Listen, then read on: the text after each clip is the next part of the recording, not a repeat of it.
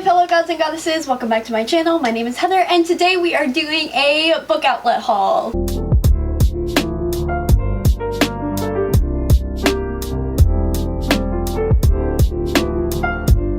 Because we're in the Christmas spirit and I am posting every day in the last 2 weeks of December, I have decided to wrap up all of the books from my Black Friday book outlet haul. I tried my best to not look at the books, so I don't know which book is which. I'm just going to get into it and find out together. It's going to be the most festive book haul I have had yet. So we're just going to pick this one up. This one feels like a paperback and I got mainly hardcover, so this is one of the few paperbacks that I got. It is Daughters of the Storm by Kim Wilkins. I actually don't really know much about this at all. I just know that it is an adult high fantasy, so let's just read the synopsis together. It says, 5 royal sisters, 1 crown. Oh! That already sounds like 3 Dark Crowns, which is just a great trope. And it says, they are the daughters of a king. Bluebell is a proud warrior, stronger than any man, and with an iron-clawed heart to match. Rose is the queen of a neighboring kingdom who risks everything for forbidden love. Ash is discovering a dangerous talent for magic that might be a gift or a curse. And then there are the twins, Vine Ivy, who lives for admiration, and Zealous Willow, who lives for the gods. Willow's my bitch. When their father is stricken by a mysterious ailment, these sisters must embark on a desperate journey to save him and prevent their treacherous stepbrother from seizing the throne. I love a royalty trope. You guys know this. So following 5 royal sisters, that sounds like a great time to me. Maybe I'll even read it in January because it has a very icy landscape to it. Next one I have, let's see who she is. Ooh, okay. Ooh, I love this spine. Okay, so this is A Cathedral of Myth and Bone by Kat Howard. But I thought that this was an anthology. Is it just Kat Howard? Oh, is it just her short stories? That might be it. Okay, that is it. Okay, so it says, in these 16 exquisite stories, Kat Howard deftly weaves in and out the countries of myth and hagiography to write the lives of women untold and unexplored. That's literally all I ever want to read about. Feminist retellings of myths and legends. Hello. Oh my gosh, I'm so excited to read this. Wow, this sounds freaking amazing. And the cover is so pretty. Look at the color scheme with the blue, and then it has the blue etchings on the door. How have I never heard about this before? This is literally everything for me. I'm so excited to read this. Next one. Ah, yes.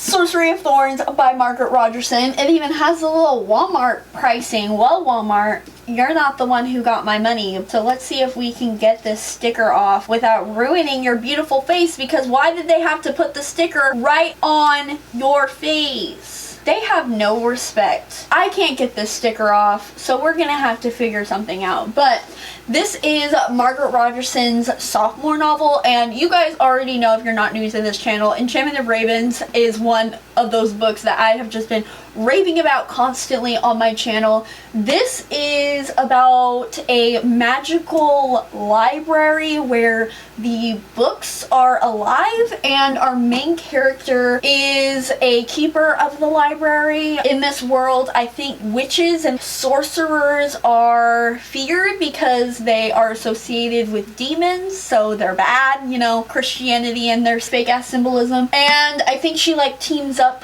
with a sorcerer and there's like a romance between them. I don't really know. I just know that this is an extremely hyped book on BookTube. It's one of people's favorites of the year, and I still haven't read it because I'm trash. But I love Margaret Rogerson's writing so much, so if this is anything like Enchantment of Ravens, I know I'm going to absolutely love this. And the cover is absolutely stunning. I love how it catches the light. It's so weird. How do they do that? Like, even in the back, it's like, how does that even work? I don't know. Graphic design is not my passion. I'm just an admirer of it. All right, now next, this is my last paperback, I think. Oh, and this is so fitting that I grabbed this one right after talking about Sorcerer of Thorns, because I got An Enchantment of Ravens by Margaret Rogerson. And oh my god, Walmart, you did it again. Look. Why do they do this to us? I will never know. This is An Enchantment of Ravens.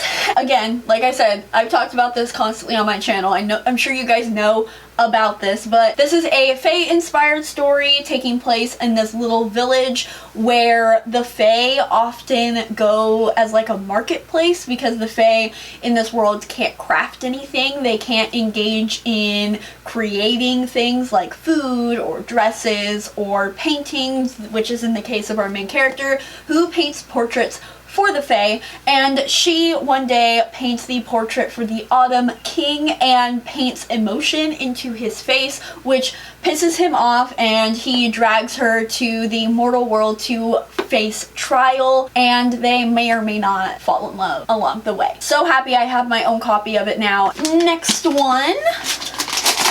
This one I did a terrible job at wrapping.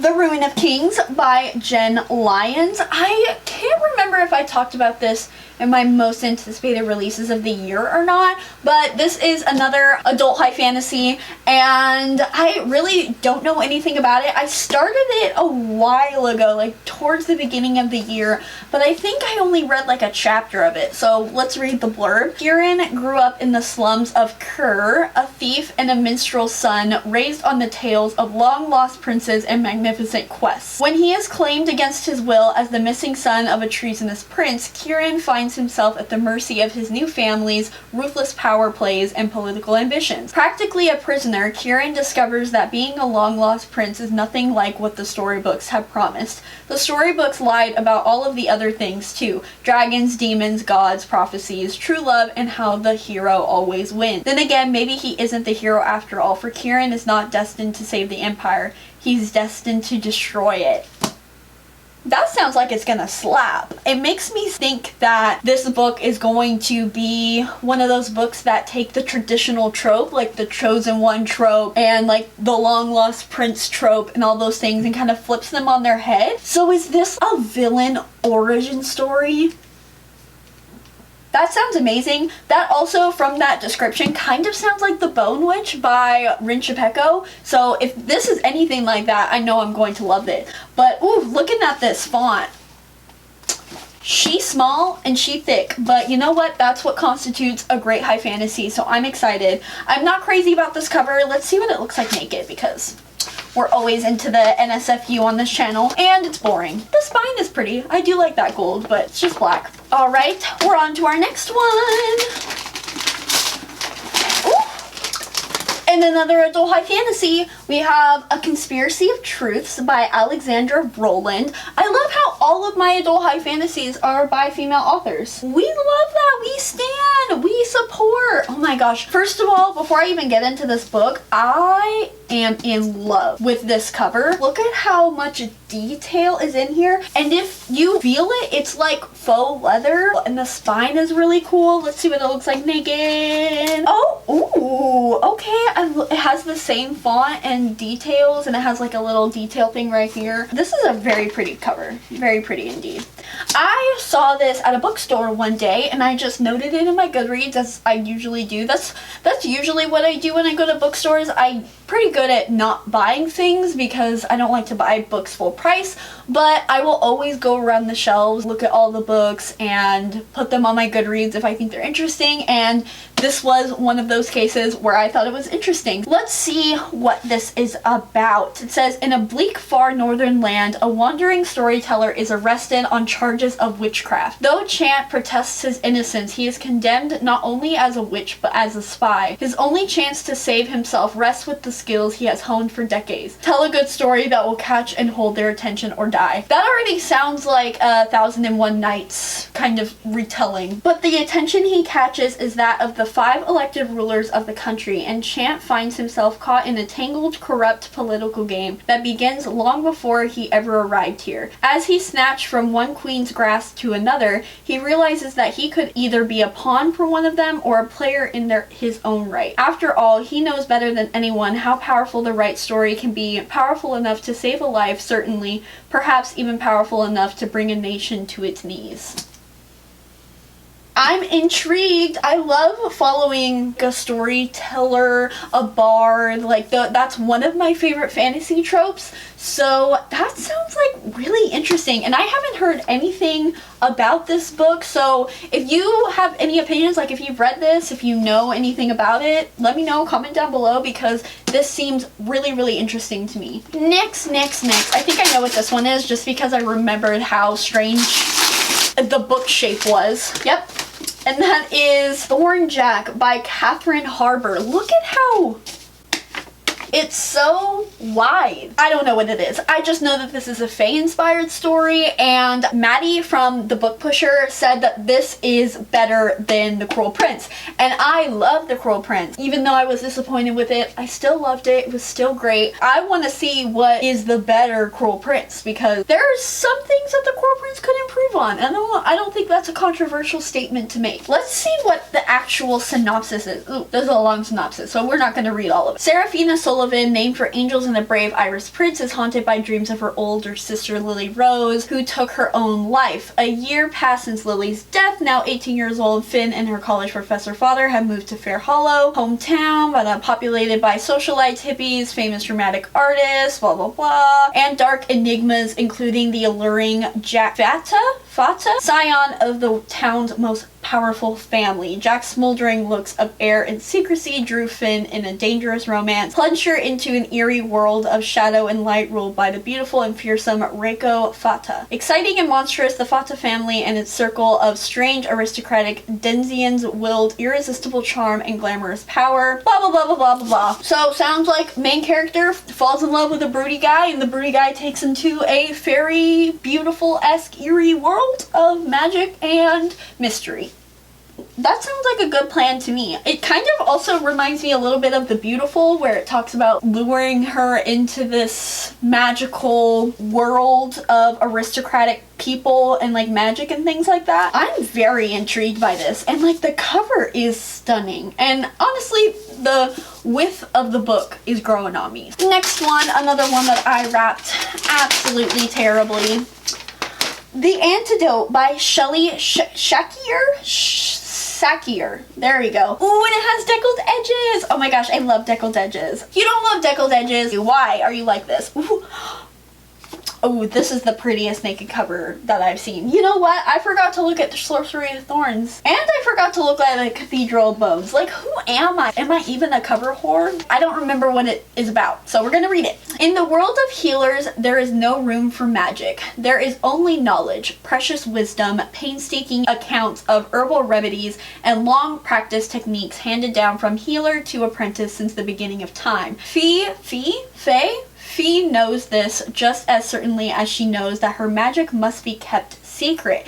But the Crown Prince Savi, Fee's best friend and only source of comfort, is sick. So sick and so frustratingly incurable that Fee can barely contain the magic lying dormant inside her. She could use it just a little to heal him. Oh my god, this sounds like Touch of Power by Maria V. Snyder, which is one of my foundational books of my teenagehood years. Why was that the most awkward sentence I've ever said? Touch of Power follows a girl who was a healer, and in this world, the healers were basically killed off or pushed into hiding because of like the bubonic plague. It's not the bubonic plague, but whatever. And the healers couldn't heal the plague, so they were just blamed for it and created as a scapegoat. Anyways, the Crown Prince becomes ill with the plague, and the healer lady has to go and heal him and stuff. And there's a whole bunch of stuff about that. Go read that book. I'm gonna actually reread it for a video soon, so go read it in preparation for my gushing about it. You've been forewarned. This sounds exactly like that. Oh my god. That could either be very bad or very, very good. I'm ready to find out which one. Next one. See? Why did I do that? Why am I like this? Dark Shores by Danielle L. Jensen. I don't know why I haven't read this yet. We all know that I am whore for sea-based, sea-setting, seafaring settings. This is about pirates, and I don't know anything more than that, but I mean, hello, pirates. What else do you need to know? Hate to love, pirate, soldier, romance, set on the sea. Yes. Yes. Second to last. Let us see what it is.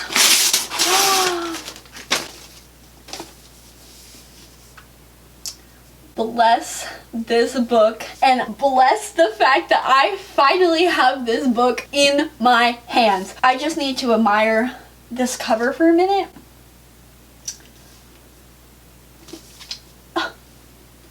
Oh my god. And the little stars.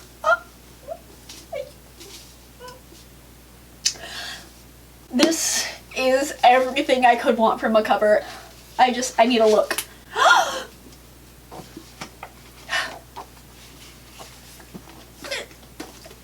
I'm speechless. Listen, I know illustrated covers are the rage these days. I love me illustrated covers. Love them. Most of my favorite covers of 2019 are illustrated covers. But there's just something about topography.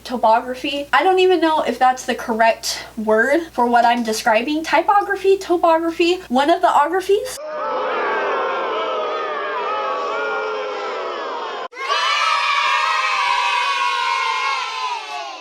Where it's just like the font and just simple symbols. That just hits different. This is about a witchy family set on this like Pacific Northwest, and that's all I really know about it. I just know it's like a family story and it's like practical magic-y, and I love a good witchy story. So the cover. So beautiful. Okay, so we have our last book. And I'm so excited to admire this cover as well, because I do remember what this one is, because it was the first one I wrapped. Oh my god. Oh my god.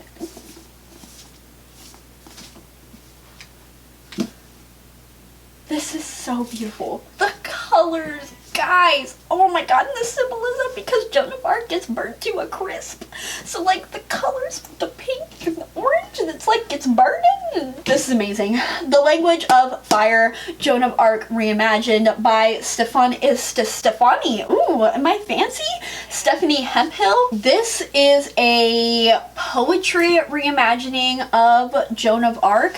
I don't know anything more than that, but it is written in, what do they call it? The opposite of prose. It's written like poetry. Joan of Arc is just one of those historical figures where you're like, that person really existed? Like, really? Like, it kind of blows your mind and shakes up your worldview of history. She did so much at 14 years old. I think that's how old she was. 14, 15 is when she started hearing the angels and going to petition the king of France. That just blows my mind. It's like when you find out when you're a kid that dinosaurs were real. I don't know if anybody else had that epiphany moment where they're like, what? These creatures existed? That was like my nerd historical major version when I heard about Joan of Arc. Alright you guys, so that is the end of this video. Let me know down below if you guys got anything from Book Outlet and the Black Friday sale. I really want to know, and let me know if you read any of these books, because I would love to hear your thoughts,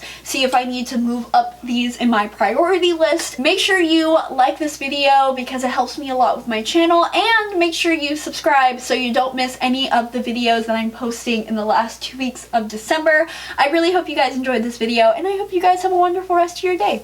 Bye!